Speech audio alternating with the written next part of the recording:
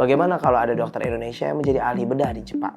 Bagaimana kalau ada insinyur yang puluhan tahun bekerja di industri energi Eropa? Atau ilmuwan Indonesia yang menemukan teknologi baru di sebuah universitas terbaik di dunia? Selama ini mungkin kita melihat mereka sebagai orang Indonesia yang pergi. Tetapi bisa jadi perspektifnya harus dibalik. Mereka bukan orang Indonesia yang pergi. Mereka adalah aset Indonesia yang sedang berada di luar negeri. Diaspora membawa pulang bukan hanya paspor, tetapi pengalaman. Mereka membawa standar kerja, mereka membawa jaringan, mereka membawa pengetahuan. Dan yang paling penting, mereka bisa menjadi jembatan antara Indonesia dengan dunia.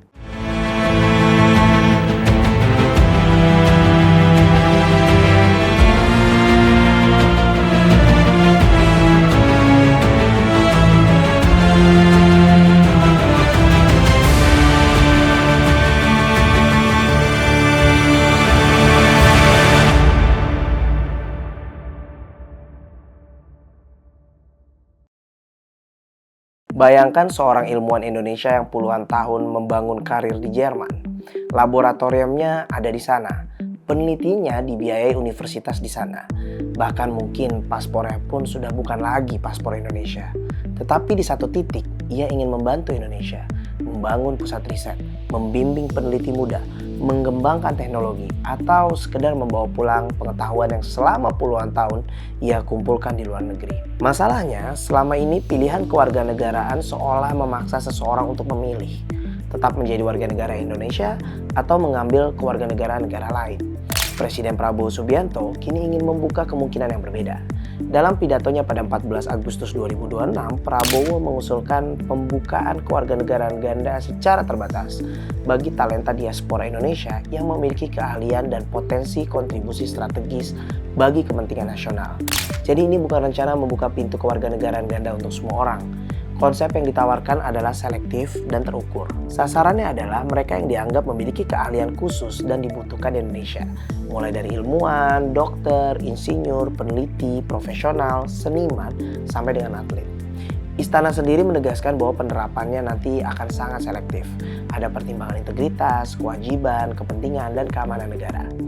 Dan kalau kita melihatnya jauh lebih dalam, gagasan ini sebenarnya bukan semata-mata tentang kewarganegaraan. Ini tentang bagaimana sebuah negara mempertahankan hubungan dengan sumber daya manusianya yang tersebar di seluruh dunia. Karena dunia hari ini sudah berubah. Talenta tidak selalu bekerja di negara tempat ia lahir. Seorang peneliti bisa lahir di Bandung, belajar di Singapura, bekerja di Amerika Serikat, kemudian membangun perusahaan rintisan di Inggris. Seorang dokter bisa tumbuh di Indonesia, menjadi spesialis di Australia, lalu melakukan penelitian kesehatan yang justru sangat relevan bagi Indonesia. Dan seorang atlet bisa lahir dan dibesarkan di Eropa, tetapi memiliki darah Indonesia dan ingin mengenakan merah putih. Pertanyaannya kemudian sederhana, apakah negara harus kehilangan hubungan dengan mereka hanya karena mereka bekerja dan hidup di luar negeri? Di negara lain seperti Kanada, Australia, kewarganegaraan ganda juga diakui dalam konteks tertentu. Artinya, kewarganegaraan ganda bukan sesuatu yang sepenuhnya asing dalam tata kelola negara modern. Tetapi ada satu hal yang penting. Kita tidak boleh menyederhanakan persoalan dengan mengatakan bahwa kewarganegaraan ganda otomatis membuat sebuah negara lebih maju. Tidak sesederhana itu. Yang membuat diaspora menjadi aset adalah kemampuan negara membangun hubungan dengan mereka. Kewarganegaraan hanyalah salah satu pintu. Dan Indonesia sebenarnya sudah punya contoh yang sangat mudah untuk kita lihat. Sepak bola. Beberapa tahun terakhir, Indonesia semakin aktif memanfaatkan pemain keturunan dan diaspora untuk memperkuat tim nasional. Mereka tumbuh di Belanda, Belgia, Inggris, atau negara-negara lain dengan sistem pembinaan sepak bola yang lebih maju. Mereka membawa pengalaman bermain di kompetisi Eropa. Ketika sebagian dari mereka kemudian menjadi bagian dari timnas Indonesia, dampaknya bukan hanya soal satu atau dua pertandingan. Pemerintah juga melihat pemain diaspora sebagai pembawa pengalaman dan pengetahuan yang dapat memperkuat pemain Indonesia lainnya.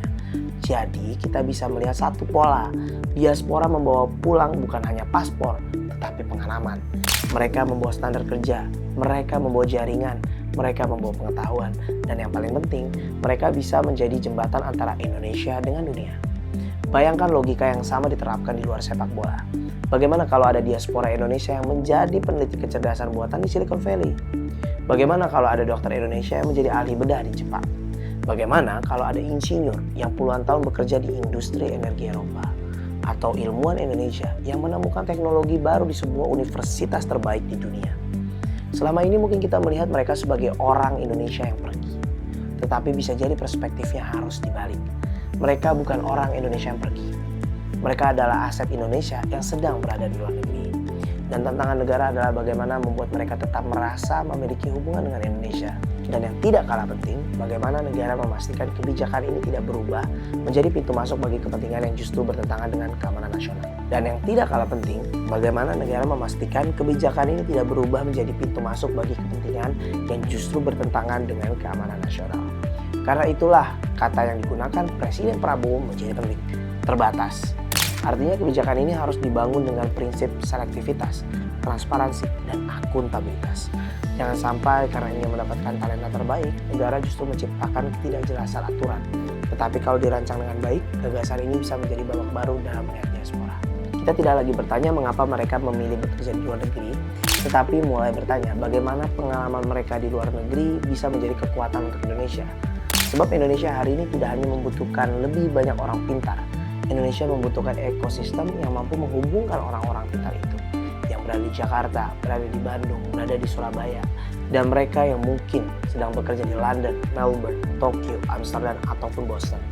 Mereka mungkin jauh secara geografis, tetapi tidak harus jauh secara kontribusi. Pada akhirnya, kewarganegaraan bukan hanya soal selembar paspor, ia juga soal ikatan dengan tanah kelahiran, ikatan dengan keluarga, ikatan dengan identitas. Dan bagi negara, ikatan itu bisa menjadi modal pembangunan. Karena di tengah persaingan global untuk mendapatkan talenta terbaik, negara yang maju bukan hanya negara yang mampu mencetak orang-orang hebat, tetapi negara yang mampu menjaga agar orang-orang hebat itu tetap terhubung dengan tanah airnya. Mungkin inilah yang sedang dibuka oleh gagasan kewarganegaraan terbatas. Bukan sekedar pintu untuk pulang, tetapi jembatan agar diaspora Indonesia di seluruh dunia tetap bisa ikut membangun Indonesia.